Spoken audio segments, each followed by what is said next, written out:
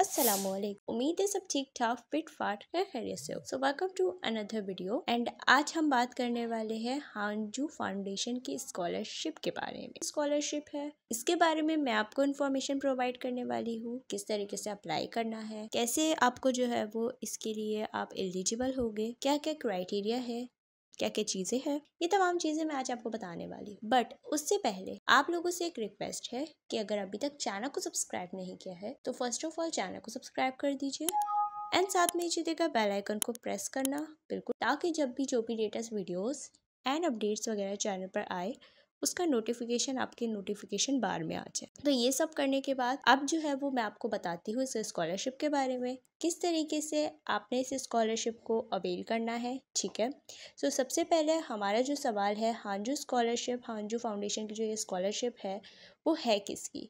जैसे कि मैंने भी आपको बताया कि ये जापान की है। ठीक है, इसकी जापान है और जो यूनिवर्सिटी है उसका नाम है हांजू फाउंडेशन, जो कि एक बेहतरीन और अच्छी यूनिवर्सिटीज़ में से एक यूनिवर्सिटी है जापान की। इसके लिए आप अप्लाई कैसे कर सकते हैं, अब आपके साथ जो है वो दिल में ये सवाल आ रहा होगा कि इसको किस तरीके से हमने अप्लाई करना है। इसको अप्लाई करना बहुत आसान है, बहुत सिंपल है। जस्ट जो है वो कुछ ऐसे स्टेप्स हो गए, इसके अलावा जो है वो डिस्क्रिप्शन में आपको लिंक वगैरह सब कुछ मिल जाएगा, तो उससे आप अप्लाई करना आपके लिए बहुत आसान हो जाएगा। जस्ट आपको मेरी डिस्क्रिप्शन में जाना होगा, लिंक वहाँ पर आपको मिलेगा, आप उस पर क्लिक करेगा। जैसे ही आप क्लिक करेंगे आपके पास फॉर्म आ जाएगा। फॉर्म में सारी इन्फॉर्मेशन जो है वो पुटअप करनी है, अपनी इन्फॉर्मेशन सारी डालनी है कि ये यहाँ से आप पढ़े हैं, यहाँ तक पढ़े हैं, कौन से साल में आपने इंटर किया है, मैट्रिक किया है, ये सारी चीज़ें। ठीक है, ये सारी चीज़ें डालने के बाद जो है वो आप नेक्स्ट नेक्स्ट करते जाएंगे। जिस तरीके से आप नेक्स्ट और नेक्स्ट पे क्लिक करते जाएंगे वैसे ही आपके पास नई नई जो है वो दूसरी जो है वो स्टेप से फॉर्म के आगे की चीज़ें खुलती जाएगी। खुलने के बाद जो है वो आपके लिए एंड में जो है वो सारी चीज़ें हो जाएगी, तो फॉर्म आसानी से फिल हो जाएगा। अच्छा, अब हम अगर इसकी उसके बारे में बात करें कि इस पे अप्लाई करना, ये तो मैंने आपको बता दिया। अब नेक्स्ट सवाल ये है कि क्राइटेरिया क्या है, एलिजिबल किस तरीके से हो गए, ये दो सवाल है। अब इन दो सवालों का हम जो है वो जवाब वो मैं आपको बताती हूँ। प्रोग्राम लेवल के लिए आपको मास्टर्स या पीएचडी होना लाजमी है। अगर आपने मास्टर्स किया हुआ है और पीएचडी किया हुआ है तो ही आप इसके लिए अप्लाई कर सकते हैं। ठीक है, प्रोग्राम ड्यूरेशन जो है वो डिपेंड करता है कि आप कितने ईयर्स में जो है वो कंप्लीट कर लेते हैं, यानी जब तक आप इसको कंप्लीट नहीं करेंगे ये लोग आपको जापान से नहीं जाने देंगे, यानी कि नहीं निकालेंगे। कि एक ड्यूरेशन होता है ना कि 6 महीने बाद आपको लाजमी तौर से जाना है, तो ये वाली चीज़ नहीं होगी।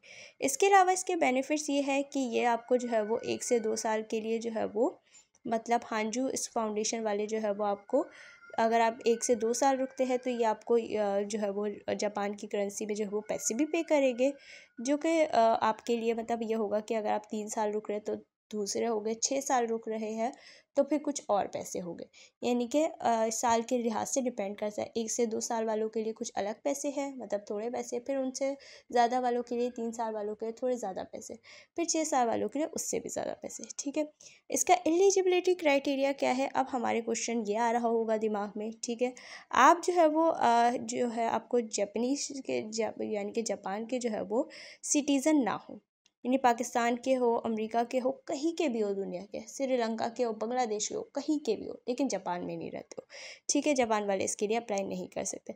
आपके पास डिग्री अपनी लाजमी तौर से होनी चाहिए, मतलब डिग्री कंप्लीट होनी चाहिए, तो ही फिर आप इसके लिए अप्लाई कर सकते हैं। ठीक है, उसके अलावा जो है वो डॉक्यूमेंट्स जो चाहिए होंगे वो फेस फ़ोटो चाहिए होगी। ठीक है, उसका साइज़ मेंशन है। उसके अलावा जो है वो आपकी जो है वो resume, academic syllabus, research proposal, recommendation letter, admission की जो वो होगी लिस्ट। उसके अलावा डिग्री नहीं है तो डिग्री का आपको एक, डिग्री से पहले आपको एक वो प्रोवाइड किया जाता है कि भई आपका सारा सेमेस्टर मतलब मार्कशीट्स वगैरह जो होती है वो सारी चीज़ें आपके पास होनी चाहिए कि आपने लास्ट सेमेस्टर तक सारी चीज़ों को फुलफ़िल कर दिया है, तो ही फिर आप इसके लिए एलिजिबल हो गए, अगर आपके पास वो चीज़ होगी तो। अगर इन फॉर्म के आपके पास से जो है वो इन केस कोई चीज़ मिसिंग है, नहीं है, ठीक है, तो आप इसके लिए फिर एलिजिबल नहीं होगे। इसकी अगर हम लास्ट डेट के बारे में बात करें तो 21 अक्टूबर 2024 इसकी लास्ट डेट है। उससे पहले पहले इस जो है वो स्कॉलरशिप के लिए आप अप्लाई कर दें तो आपके लिए बहुत ही अच्छा हो जाएगा और एक अच्छी चीज़ हो जाएगी।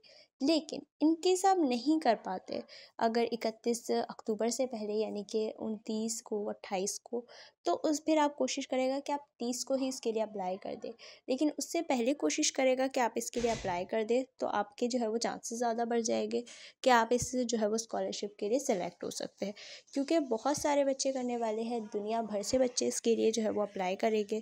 तो ऑब्वियसली बहुत ज़्यादा जो है वो ट्रैफिक वेबसाइट पे आने की वजह से समटाइम्स जो है वो वेबसाइट डाउन हो जाती है। तो उस चीज़ से बचने के लिए आप जो है वो इस परेशानी को जो है वो बचने के लिए, और लास्ट टाइम पे ऑब्वियसली जो मसले मसाइल पेश आते हैं आप लोग खुद भी जानते हैं, तो उन सब से बचने के लिए आप इसके लिए जल्दी अप्लाई कर देंगे तो आपके लिए एक अच्छी चीज़ हो जाएगी। और ऑफ़र में जो है वो यानी कि इस स्कॉलरशिप को आपको मिलने के चांस भी बहुत ज़्यादा बढ़ जाएंगे।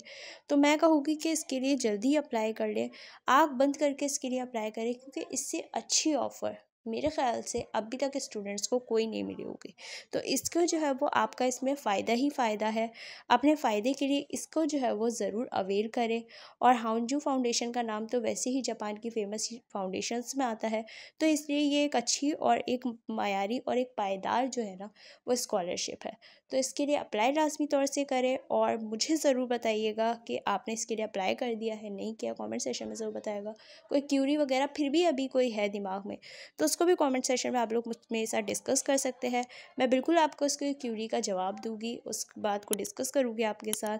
एंड होप सो कि आपको ये वीडियो पसंद आई होगी। इंशाल्लाह इसी तरीके से अच्छी अच्छी वीडियोज़ में मिलूँगी। अपना रखिएगा ख्याल। अल्लाह हाफ़िज़।